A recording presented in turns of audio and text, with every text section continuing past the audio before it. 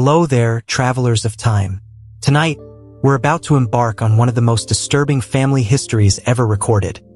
A tale so twisted and complex that it will take us deep into the night to uncover all its dark secrets. So please, settle in comfortably wherever you are. Dim the lights if you'd like. Perhaps wrap yourself in your favorite blanket, and let me know in the comments where you're joining us from tonight and what time it is in your corner of the world. Are you listening from a cozy bedroom in London as rain patters against your window? Perhaps from a quiet apartment in Tokyo as the city settles into evening? Or maybe you're in a small town in Canada, watching snow fall silently outside? Wherever you are, you're about to become part of a journey through the most dysfunctional family tree in all of mythology. And if you find yourself drawn into this twisted tale of divine dysfunction, perhaps consider subscribing for more journeys through history's darkest corners. And don't forget to like this video if it helps you drift peacefully into sleep. Think your family reunions are awkward? Think your relatives have issues? Picture this. A family dinner where the father has literally eaten 5 of his children whole, where the mother spends her days plotting elaborate revenge schemes against her husband's countless lovers, where siblings are not just married to each other but actively trying to overthrow one another through warfare, curses, and political manipulation. Picture a family where rape is commonplace, where children are routinely abandoned or murdered by their parents, where every generation seems determined to outdo the previous one in terms of violence and betrayal. This is the Olympian family tree, where gods with unlimited power acted out humanity's darkest impulses on a cosmic scale, creating a legacy of trauma that would echo through eternity. Picture, if you will, the primordial world, a time before time itself had meaning, when the very concepts of space and existence were still taking shape. There was no Mount Olympus yet, no gleaming palaces floating among the clouds, no golden halls filled with divine music and ambrosia. Instead, there was only the vast, endless expanse of Uranus, the sky stretching into infinity above, and below him, solid and nurturing but increasingly desperate, lay Gaia, the earth herself. This was the dawn of existence, when the very foundations of reality were being shaped by these primordial beings whose thoughts became natural laws and whose emotions could reshape the cosmos itself. Uranus ruled absolutely, not through wisdom or justice, but through sheer domination.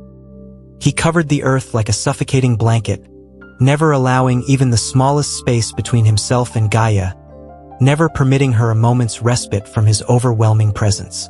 In this claustrophobic embrace, their children were born, the mighty titans, beings of immense power and potential who should have been the inheritors of a glorious new age.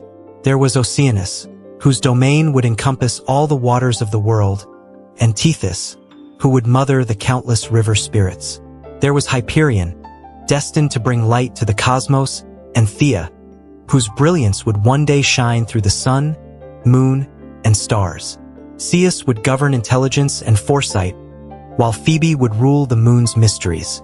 Crius would command the constellations, and Iapetus would father some of the most important figures in cosmic history, including Prometheus, who would one day steal fire for humanity. But Uranus, consumed by paranoia and an insatiable need for control, could not bear the thought of being challenged or replaced. Each time Gaia went through the agony of divine childbirth, bringing forth these magnificent beings who could have enriched the cosmos beyond imagination, Uranus would force them back into her womb, imprisoning them in the darkest depths of the earth where no light could reach them and no sound could escape. Imagine, if you can, the agony of a mother feeling life stir within her, experiencing the joy of creation, only to have it stolen away by her own husband before she could even hold her children or see their faces.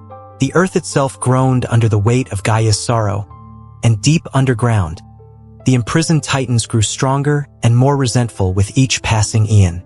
The situation became even more unbearable when Gaia gave birth to other children, the Cyclopes, those mighty one-eyed giants who would one day forge Zeus's thunderbolts, and the Centimanes, the hundred-handed ones whose strength was beyond measure. These beings, too, were immediately cast into the deepest prison Uranus could devise, a place called Tartarus, a realm of darkness and suffering so terrible that even thinking about it could drive mortals insane. The Cyclopes, who should have been creating wonders to beautify the cosmos, instead languished in chains. The Centimanes, whose 100 hands could have built magnificent cities or moved mountains, were reduced to helpless prisoners, their power wasted in eternal captivity. Our story of divine dysfunction truly begins with what might be the most violent family crime in all mythology, an act so shocking that its consequences would reverberate through every generation that followed. Gaia, driven to absolute desperation by her husband's cruelty, could no longer bear to watch her children suffer. In her workshop deep within the earth, surrounded by the moans of her imprisoned offspring, she began to forge something that had never existed before, a weapon of such power that it could challenge even the might of the sky god himself. Using her own substance, she created a great sickle from adamantine, a metal harder than diamond and sharper than any blade that would ever be forged. The weapon gleamed with an inner light that seemed to pulse with Gaia's rage and determination. When the sickle was complete, Gaia gathered what children she could reach and whispered a question that would echo through eternity, changing the very nature of power in the cosmos. Which of you has the courage to free us all? Which of you will help me end this tyranny and give our family the freedom it deserves? The assembled Titans looked at one another with fear and uncertainty. They had lived their entire existence under their father's absolute rule, and the thought of opposing him seemed impossible, even suicidal. One by one, they shook their heads and stepped back, unwilling to risk Uranus's terrible wrath. But then, from the back of the group, came a voice that was both young and ancient, filled with a determination that surprised even Gaia. "I will do it, Mother. I will free our family, whatever the cost." The speaker was Cronus, the youngest of the Titans, whose name would become synonymous with time itself and the devouring nature of power. Unlike his siblings, Cronus had spent his imprisonment not in despair but in planning, thinking, and growing stronger.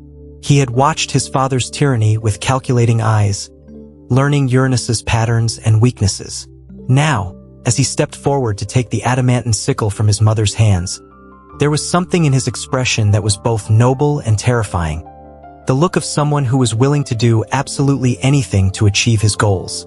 The plan was simple but required perfect timing and absolute courage. Uranus had a routine, a cosmic rhythm that had governed existence since the beginning of time. Each night, he would descend from the highest heavens to embrace Gaia, and it was during one of these moments of vulnerability that Cronus would strike. Hidden in a carefully chosen location where the geography provided perfect concealment, Cronus waited with the patience of stone and the focused intensity of a predator. The adamantine sickle felt heavy in his hands, not because of its physical weight but because of the magnitude of what he was about to do. He was not just planning to harm his father. He was preparing to reshape the very order of existence.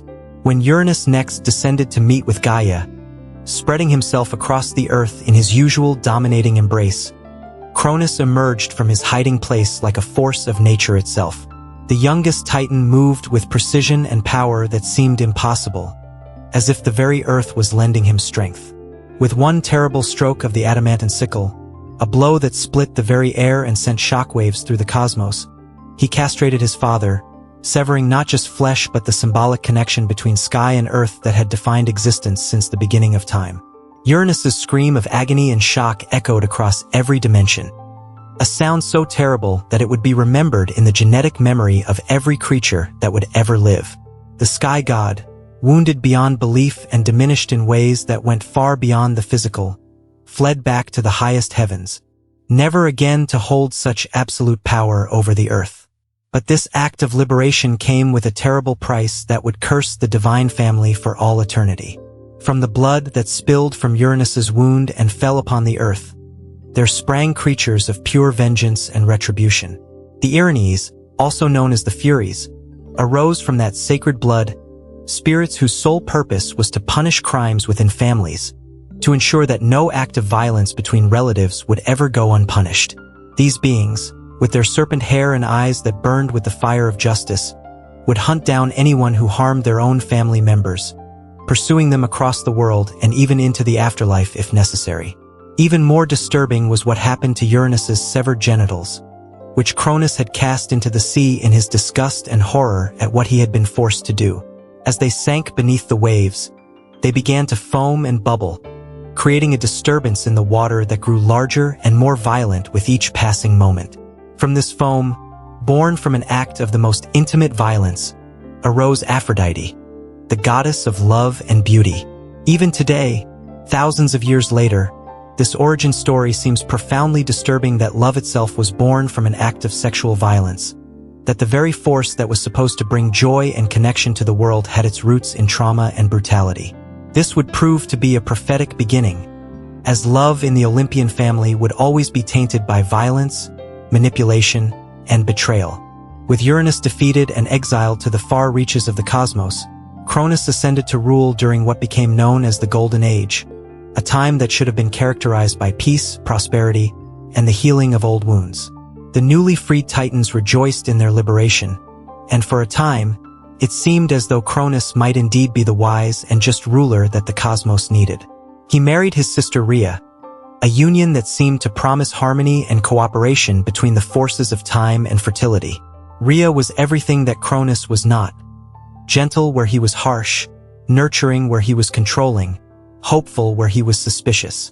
Together, they seemed to offer the possibility of a golden future where the mistakes of the past would not be repeated. The early years of Cronus's reign were indeed marked by peace and abundance. The earth flourished under the more benevolent rule, and the newly freed Titans took up their roles as governors of various aspects of existence. Oceanus and Tethys oversaw the world's waters, ensuring that rivers flowed and rains came in their proper seasons. Hyperion and Thea brought light and warmth to the world, creating the perfect conditions for life to thrive. The cosmos seemed to have found a new equilibrium, and for a brief, shining moment, it appeared that the cycle of violence and betrayal that had begun with Uranus's tyranny might finally be broken.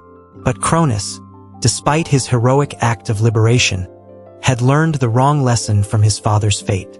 Instead of understanding that Uranus had fallen because of his cruelty and oppression, instead of recognizing that true power comes from earning the love and respect of those you rule, Cronus became consumed by the same paranoia that had corrupted his father. The difference was that Cronus's fears were not entirely irrational. Gaia, perhaps driven by some cosmic sense of balance, or perhaps simply unable to resist stirring up conflict, approached her son with a prophecy that would haunt him for the rest of his reign. "My son," she said, her voice carrying the weight of absolute knowledge, "you have done well to free our family from tyranny. But know this, just as you overthrew your father, so too will one of your own children overthrow you. The pattern that began with Uranus and continues with you will not end until justice has been served and the true king of the gods has taken his rightful place." The words hit Cronus like a physical blow, filling him with a terror that went far beyond rational fear. He had sacrificed everything to gain his throne, had committed the ultimate crime against family bonds to achieve his position. The thought that he might lose it all, that he might suffer the same fate as his father, became an obsession that consumed his every waking moment. When Rhea became pregnant with their first child, Cronus faced a terrible choice. He could trust in love and hope, believing that his children would be different from him, that they would honor their father and work with him to create a better world. Or he could act on his fears, taking steps to ensure that the prophecy could never come to pass. Tragically, Cronus chose fear over love, paranoia over trust, and in doing so, he set in motion a cycle of trauma that would echo through the divine family for generations to come. The solution that Cronus devised was both simple and absolutely horrifying. He would devour each child at the moment of birth, ensuring that none of them could ever grow strong enough to challenge his authority. When Rhea gave birth to their first daughter, Hestia, who should have become the gentle goddess of the hearth and home, Cronus took the newborn infant from his wife's arms and swallowed her whole. The act was so shocking, so completely contrary to every natural instinct of parenthood, that it seemed to tear something fundamental in the fabric of reality itself. But Cronus was not done. When Rhea next gave birth, this time to Demeter, who was destined to govern the harvest and ensure that humanity would never go hungry, Cronus again took the child and swallowed her without hesitation. The pattern continued with their third child, Hera, who should have grown up to be the queen of the gods, a figure of dignity and authority. She too disappeared down her father's throat, condemned to an existence of darkness and helplessness within his stomach. Each birth became a nightmare for Rhea, who had to endure not only the physical pain of childbirth, but the emotional agony of watching her husband destroy their family. When Hades was born, the child who was meant to rule the underworld with wisdom and justice, Cronus's appetite for infanticide had become almost routine. The baby disappeared as quickly as the others, swallowed by a father who had become more monster than God. Poseidon, the future lord of the seas, suffered the same fate, his cries silenced before they could even echo through the cosmic halls. The trauma that Rhea experienced during this period is almost impossible to imagine. Each pregnancy brought hope that perhaps this time would be different, that perhaps Cronus would remember his love for her and for their children. But each birth brought only fresh horror as she watched her husband consume their offspring with the mechanical efficiency of a predator. The goddess who should have been the happiest mother in existence instead became a figure of profound grief, her sorrow so deep that it shook the very foundations of the earth and caused the seasons themselves to mourn. During this dark period, Rhea began to change in ways that even she didn't fully understand. The gentle, trusting goddess who had fallen in love with the hero who had freed the Titans began to harden into someone else entirely. She started to watch her husband with calculating eyes, looking for weaknesses and opportunities. She began to understand that if her family was to have any hope of survival, if the cycle of violence was ever to be broken, she would have to take action herself. The seeds of rebellion that Gaia had planted in Cronus were now taking root in Rhea's heart, but her rebellion would be motivated not by ambition or the lust for power, but by a mother's desperate love for her children. When Rhea discovered that she was pregnant for the 6th time, she knew that this might be her last chance to save at least one of her children. The previous 5 pregnancies had ended in horror, but perhaps with careful planning and a great deal of courage, she could outsmart her husband and give this child a chance at life. She began to make secret preparations, reaching out to allies who still remembered the Cronus who had been a hero rather than a tyrant. Chief among these was Gaia herself, who had grown increasingly disgusted with her son's behavior and was ready to help orchestrate his downfall. The plan that Rhea and Gaia devised was both elegant and dangerous. When the time came for the birth, Rhea would secretly travel to the island of Crete, a place of wild beauty and hidden caves where a child could be concealed and protected. There, she would give birth in secret, away from Cronus's watchful eyes. Meanwhile, she would prepare a decoy that might fool her increasingly paranoid husband long enough for the real child to escape and grow to adulthood. When the moment of birth finally arrived, Rhea disappeared from the palace during the cover of night, making her way to Crete through paths known only to herself and Gaia. In a cave hidden deep within the island's mountains, surrounded by loyal nymphs who had sworn to protect her secret, she gave birth to her 6th child, a son who would one day be known as Zeus. The moment he entered the world, it was clear that this child was different from his siblings. There was a power in him that seemed to make the very air crackle with electricity, and his eyes held an intelligence and determination that spoke of great things to come. But there was no time to marvel at the newborn's potential. Rhea had to act quickly if her deception was to succeed. Taking a large stone that was roughly the same size and weight as a baby, she wrapped it carefully in swaddling clothes, adding details that would make it feel realistic to the touch. The deception had to be perfect, because Cronus, despite his madness, was still a powerful and perceptive god who might detect any obvious trickery. Returning to the palace with her bundle, Rhea presented the wrapped stone to her husband with all the resignation of a mother who had accepted her fate. Cronus, his mind so consumed by paranoia that he no longer trusted his own senses, took the bundle without hesitation and swallowed it whole, believing that he had once again eliminated a potential threat to his rule. The stone settled into his stomach alongside his 5 children, and for the moment, his fears were quieted. Meanwhile, on the island of Crete, Zeus grew to adulthood in secret, raised by the nymphs and fed on honey and goat's milk from the divine goat Amalthea. The young god learned early about the true nature of his family, about the father who had devoured his siblings and the mother who had risked everything to save him. As he grew stronger and more skilled, Zeus began to plan not just his own survival, but the liberation of his siblings and the overthrow of the tyrant who had caused so much suffering. The nymphs who raised Zeus told him stories of the golden age that had existed before Cronus's paranoia had corrupted him, and they spoke of the prophecy that foretold his destiny as the future king of the gods. But Zeus was not content to simply accept his fate. He wanted to understand it, to learn from the mistakes of previous generations so that he might rule more wisely than his father or grandfather. He studied the arts of war and diplomacy, the sciences of magic and nature, and most importantly, the complex dynamics of family relationships and the ways that power could corrupt even the most well-intentioned rulers. As Zeus approached adulthood, he began to make contact with other figures in the cosmos who were dissatisfied with Cronus's increasingly tyrannical rule. The Titan Prometheus, whose name meant forethought, became one of his earliest allies, sharing knowledge and wisdom that would prove crucial in the coming conflict. Other Titans, including some of Cronus's own siblings, began to express doubts about their brother's fitness to rule, particularly as his paranoia grew more extreme and his policies more oppressive. The plan that Zeus devised for confronting his father was both bold and carefully calculated. He could not simply challenge Cronus to open combat, because despite his growing power, Zeus was still young and inexperienced compared to the Titan king who had ruled for eons. Instead, he would use cunning and the element of surprise, much as Cronus himself had done when overthrowing Uranus. The first step would be to free his siblings, who were still alive within their father's stomach but growing stronger and more resentful with each passing year. Working with the Titaness Métis, whose wisdom was legendary even among the gods, Zeus obtained a powerful emetic, a substance that would force Cronus to vomit up everything he had swallowed. The plan required Zeus to get close enough to his father to administer the potion, which meant revealing his identity and putting himself at tremendous risk.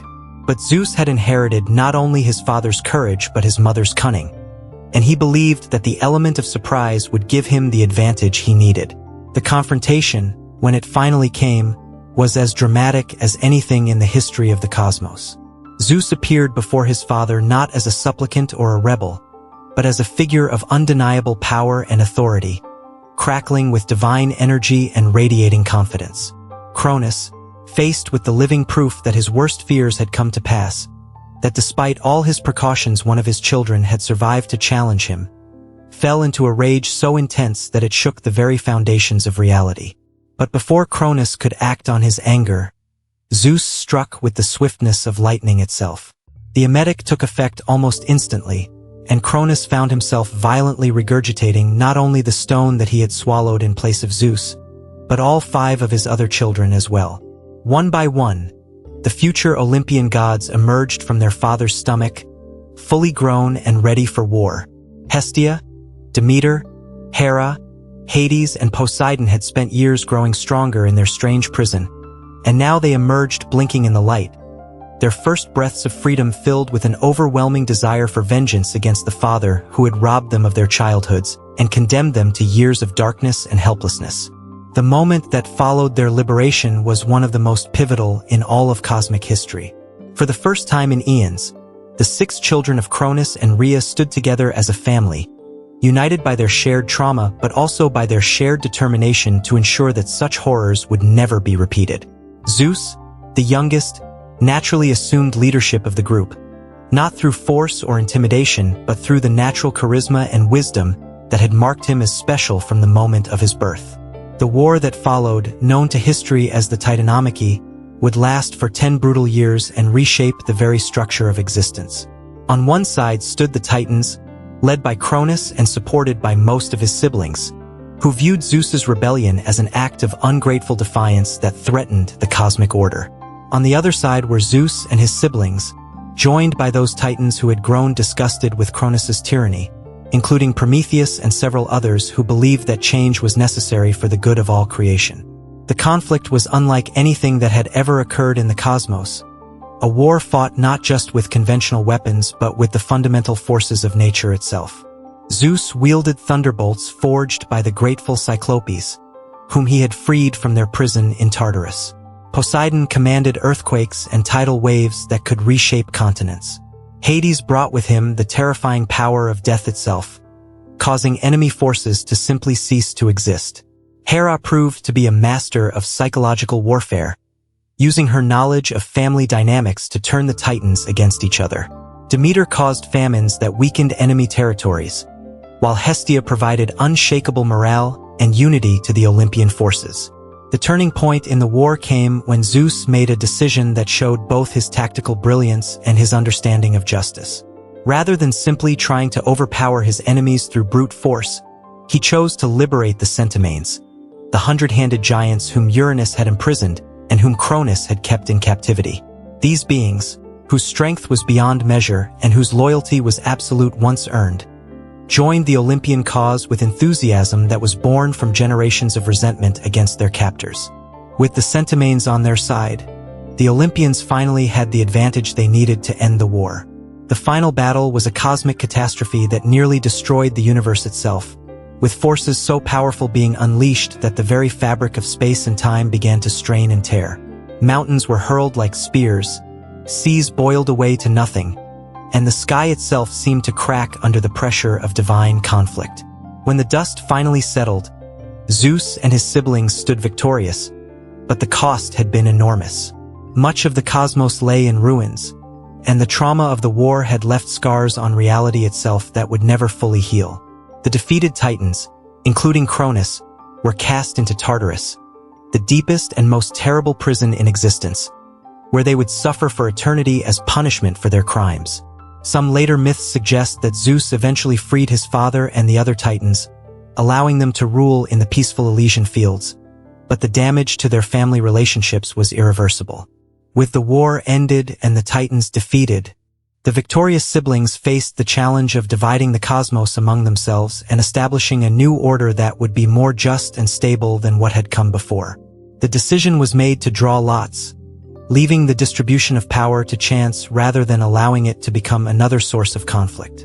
Zeus drew the sky and became king of the gods, a role that carried with it ultimate authority over the cosmos. Poseidon received dominion over the seas, rivers, and all bodies of water, making him second only to Zeus in power. Hades drew what was considered the worst lot, becoming ruler of the underworld and lord of the dead, though this position would ultimately prove to be one of immense importance and influence. The division seemed fair and practical, but it contained within it the seeds of future conflicts. Poseidon, in particular, never fully accepted Zeus's authority and would spend the rest of his immortal existence plotting rebellions and challenging his brother's decisions. The relationship between the three brothers was further complicated by their very different personalities and approaches to rule. Zeus was ambitious and commanding but also prone to impulsive decisions and personal indulgences. Poseidon was moody and unpredictable, capable of great generosity but also terrible vengeance. Hades was perhaps the most stable of the three, ruling his dark domain with stern but fair justice, yet his isolation in the underworld made him increasingly distant from his family. It seemed as though the cosmos might finally have found peace and stability under this new arrangement, but the patterns of dysfunction that had plagued the divine family for generations were far from broken. Zeus's first major decision as king of the gods would set the tone for everything that followed, and unfortunately, it was a decision rooted in the same fear and paranoia that had corrupted his father and grandfather before him. Zeus's first act as ruler was to seek a wife, and his choice fell upon the Titaness Métis, whose wisdom had been crucial to his victory in the war.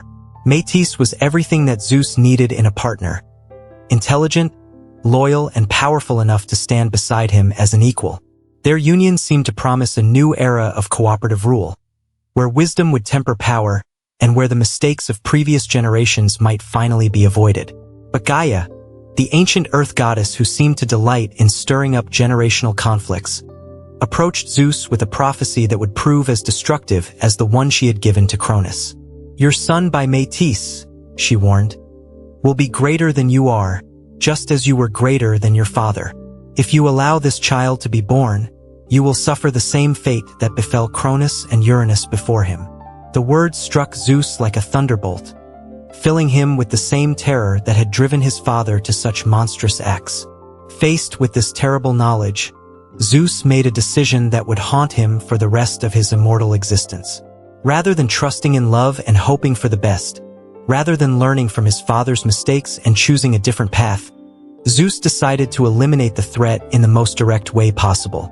While Métis was still pregnant with their first child, Zeus tricked her into transforming into a drop of water, then swallowed her whole, ensuring that the prophesied son would never be born. But the plan backfired in the most spectacular way imaginable.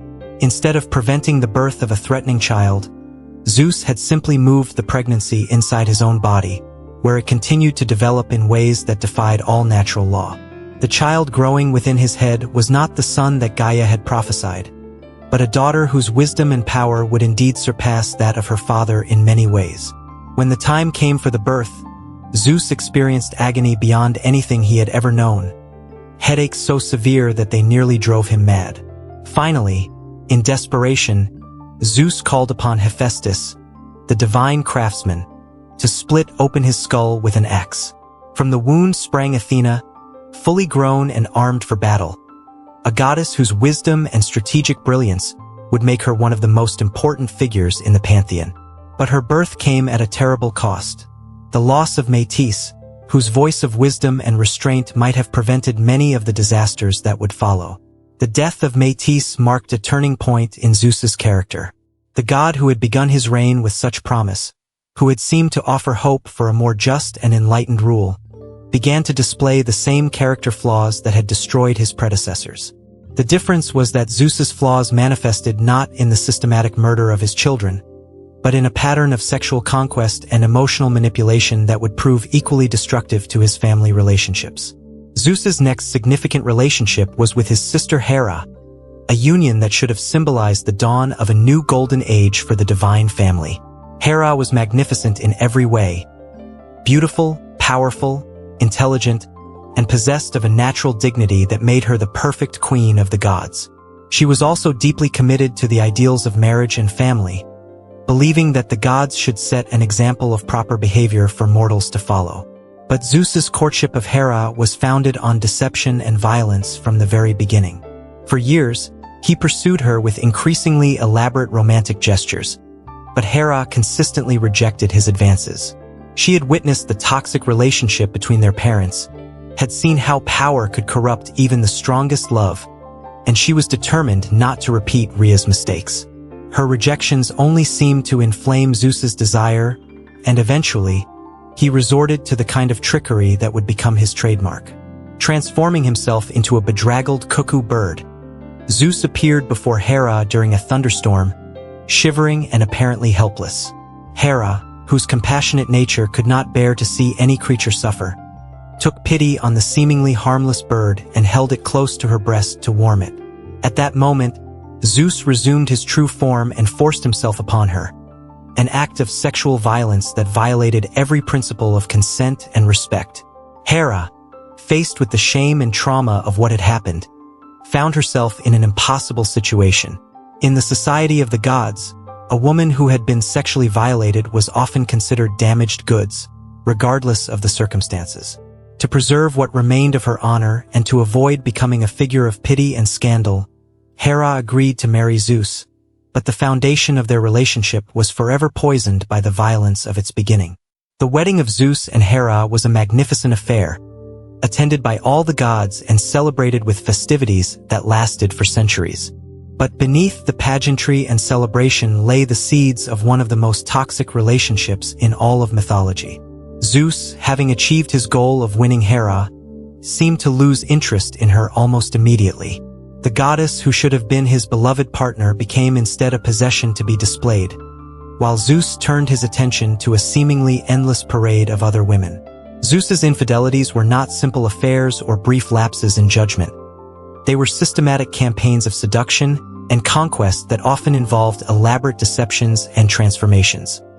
He seemed to take particular pleasure in the challenge of seducing women who were supposedly beyond his reach, whether because they were mortal, married, virgin priestesses, or even members of his own family. His methods were as varied as they were disturbing, ranging from shape-shifting into animals to impersonating other gods or mortals. One of his most famous conquests involved Leda, the queen of Sparta, whom he seduced while in the form of a swan. The encounter, often romanticized in later art and literature, was actually a brutal assault that resulted in Leda laying eggs from which hatched some of the most important figures in Greek mythology, including Helen of Troy, whose beauty would eventually launch 1,000 ships and cause the Trojan War. The fact that Zeus's rape of Leda had such far-reaching consequences for mortal civilization shows how the dysfunction of the divine family constantly spilled over into the human world. Another notorious case involved Danae, a princess whose father had locked her away in a bronze tower after receiving a prophecy that her son would kill him. The prison was supposed to be impregnable, with no way for any man to reach her. But Zeus transformed himself into a shower of golden rain, infiltrating the tower and impregnating Danae while she slept. Their son Perseus would indeed grow up to fulfill the prophecy, killing his grandfather accidentally during an athletic competition, proving once again that Zeus's actions had consequences that rippled through generations. Perhaps most disturbing of all was Zeus's seduction of Callisto, one of Artemis's virgin huntresses who had sworn an oath of chastity to the goddess. Zeus accomplished this violation by impersonating Artemis herself, appearing to Callisto in the form of her beloved goddess and taking advantage of her trust and devotion. When the deception was discovered and Callisto's pregnancy became apparent, she was cast out of Artemis's group in disgrace, punished for a crime that had been committed against her rather than by her. Each of these affairs, and dozens of others like them, sparked Hera's volcanic rage. But the queen of the gods found herself in a frustrating position. Zeus was too powerful for her to confront directly, and attacking him would only result in her own destruction.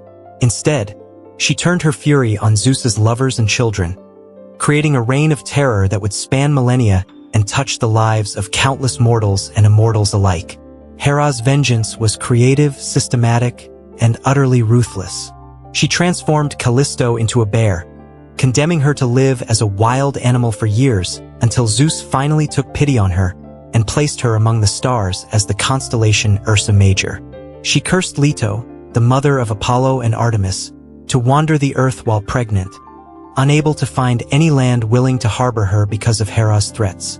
When Leto finally found refuge on the tiny island of Delos, hello there, travelers of time. Tonight, we're about to embark on one of the most disturbing family histories ever recorded. So please, settle in comfortably wherever you are.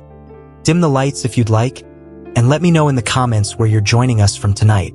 And if you find yourself drawn into this twisted tale, perhaps consider subscribing for more journeys through history's shadows. Think your family reunions are awkward? Picture this: a family dinner where the father has literally eaten 5 of his children. The mother is plotting revenge for her husband's countless affairs, and siblings are not just married to each other, but actively trying to overthrow one another. This is the Olympian family tree, where gods with unlimited power acted out humanity's darkest impulses on a cosmic scale. Picture, if you will, the primordial world. There was no Mount Olympus yet, no gleaming palaces in the clouds.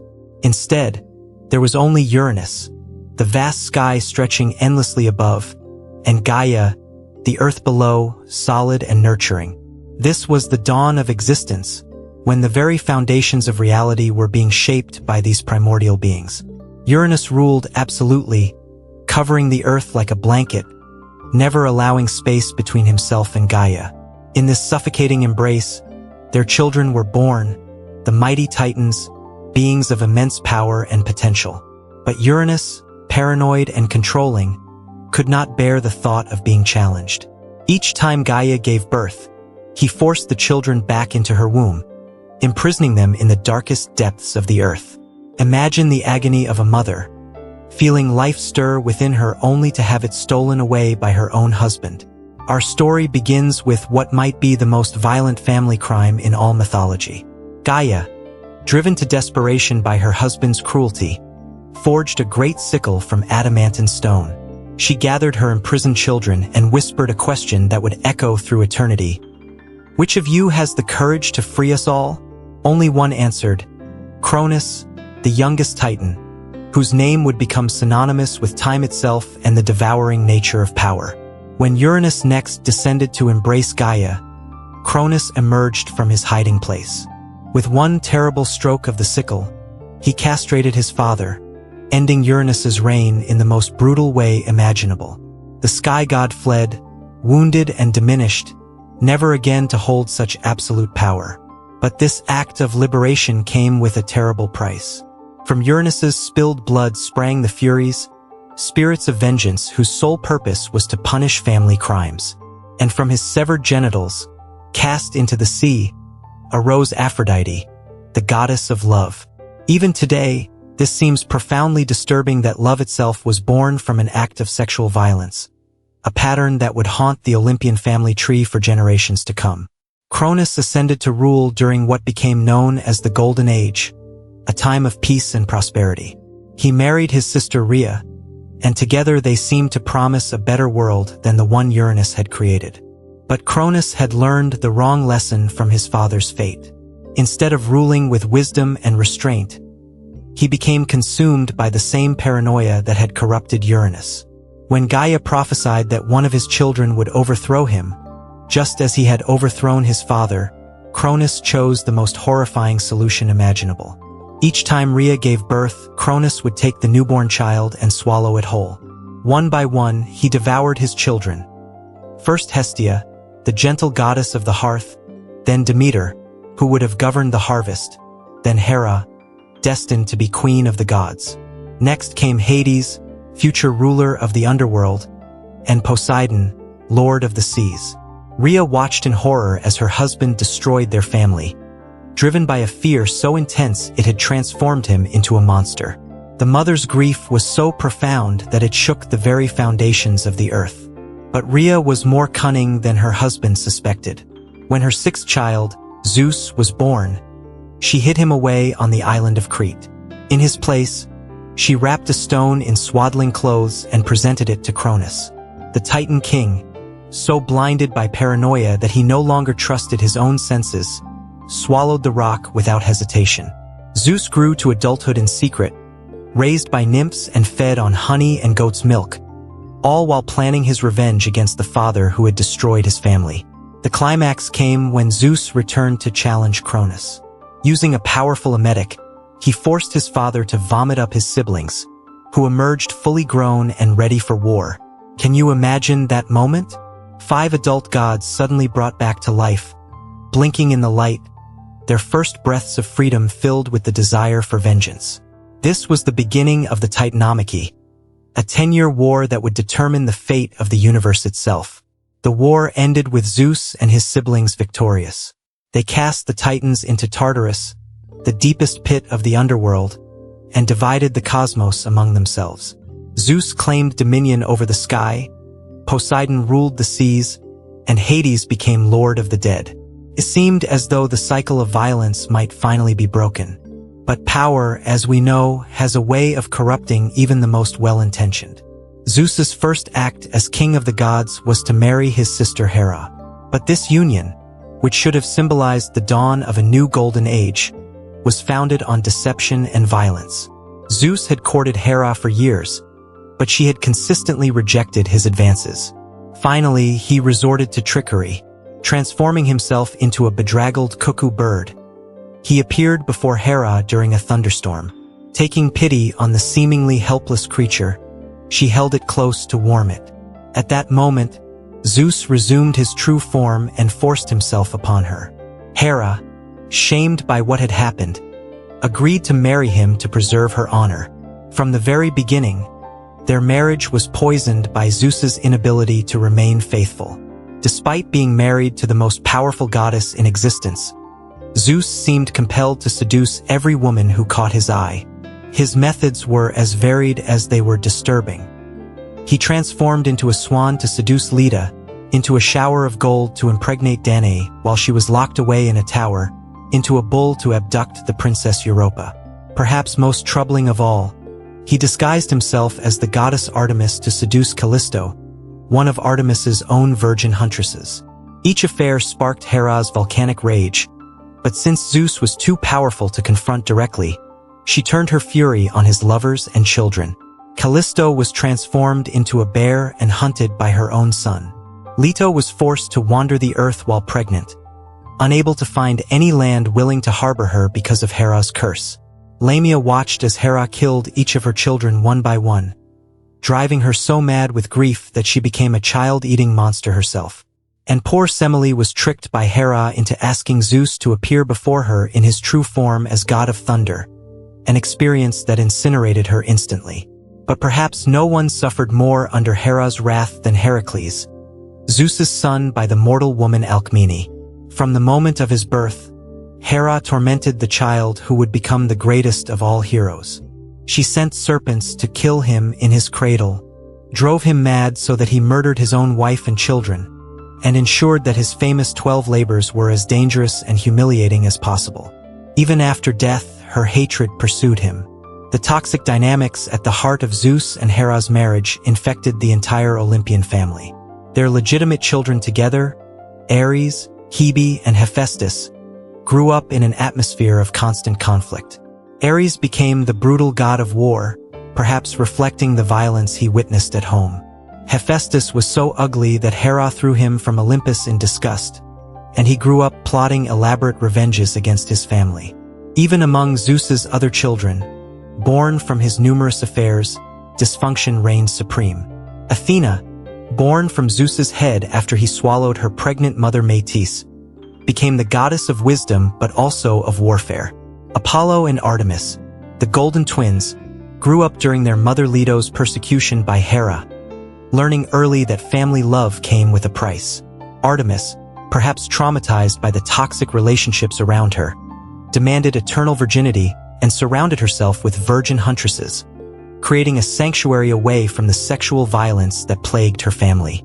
Think about this for a moment. Here were beings with unlimited power, worshipped by mortals as the ultimate arbiters of justice and morality. Yet their family dynamics were so dysfunctional that they made modern soap operas look tame by comparison. Brothers fighting brothers, mothers cursing children, fathers abandoning responsibilities, and everyone nursing grudges that lasted for millennia. The corruption ran so deep that even the division of power among the three brothers became a source of conflict. Though they had supposedly drawn lots fairly, Poseidon constantly resented Zeus's authority, periodically attempting coups and rebellions. The most famous of these occurred when Hera, Apollo, and Poseidon managed to bind Zeus while he slept, nearly succeeding in overthrowing him. Only the intervention of the hundred-handed giant Briareus saved Zeus's reign. But rather than learning from this near disaster, Zeus became more tyrannical than ever, hanging Hera from the sky in golden chains as punishment for her rebellion. This brings us to a disturbing realization about the Olympian family tree. Every generation seemed to repeat the same patterns of violence and betrayal, each time finding new ways to cause suffering. Uranus imprisoned his children, so Cronus castrated him. Cronus devoured his children, so Zeus overthrew him. Zeus feared his children's power, so he swallowed Metis while she was pregnant with Athena, and later pursued and punished any child who might threaten his authority. Looking at this divine family tree from our modern perspective, we can see patterns that would be recognized by any psychologist studying generational trauma. Each ruler became the monster they feared their children might become. Each generation, scarred by the violence of their parents, inflicted new forms of trauma on their own children. The cycle seemed unbreakable, a divine dysfunction that played out on a cosmic scale. But perhaps the most disturbing aspect of the Olympian family tree isn't the individual acts of violence, horrible as they were. It's the fact that these were the gods that ancient peoples worshipped and looked to for moral guidance. The message seemed to be that power, unchecked by accountability or empathy, inevitably corrupts. That family bonds, when poisoned by jealousy and fear, become sources of suffering rather than strength. That violence begets violence in an endless cycle that can consume even the immortal. Yet there's something profound in these ancient stories, something that speaks to universal human experiences. Every family has its secrets, its resentments, its patterns of behavior that get passed down through generations. The Olympian gods, in their cosmic dysfunction, show us what happens when those patterns are allowed to run unchecked, when power replaces love, when fear overwhelms trust. In their immortal struggles, we see reflections of our own mortal challenges, the ways that trauma can echo through generations, how untreated wounds can fester and spread, poisoning relationships for years or even decades. The gods may have been divine, but their family tree reveals all too human flaws, magnified to mythic proportions. Perhaps that's why these stories have endured for thousands of years. They remind us that even the most powerful beings can be brought low by their inability to break free from cycles of hurt and revenge. They show us that true strength lies not in the power to dominate or destroy, but in the courage to heal, to forgive, and to choose love over fear. As you settle into sleep tonight, let these ancient voices whisper their warnings across the centuries. Let the rise and fall of divine dynasties remind you that every family tree, mortal or immortal, grows strongest when its roots are nourished with understanding rather than watered with tears. Sweet dreams, time travelers, and may your own family stories be written with wisdom rather than wrath.